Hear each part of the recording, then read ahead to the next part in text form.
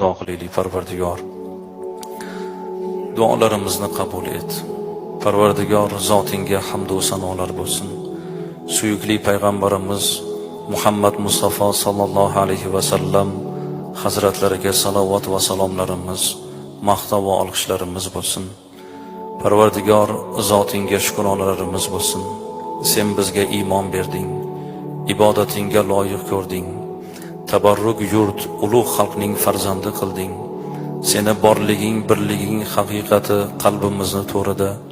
Senga hamdlar, shukronalar bo'lsin. Parvardigor, bu kelgan jamoani har birlarini qadamlariga ajrlar bitgin.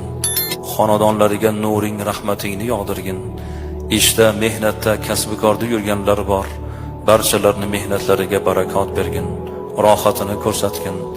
Farzand tarbiya qilmoqdalar bu jamoani barchasi, o'g'il qiz nabiralar. Tarbiya qilayotgan farzandlarini ardog'ida bo'lishlarini o'zing nasib etgin.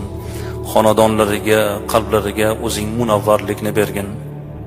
Parvardigor, bu bandalaring seni ixlosingni, seni kalomingni butkul yaxshi ko'radigan, qalbini butun vujudi bilan seni kalomingga oshiq bandalar. Ayniqsa mana bugun Ixlos surasiga ixlosimiz oshdi, muhabbatimiz ziyoda bo'ldi.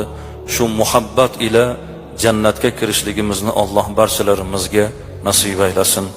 Allohumma solli ala Muhammad va ala alihi va ashabihi ajma'in bi rahmatika ya arhamar rohimin.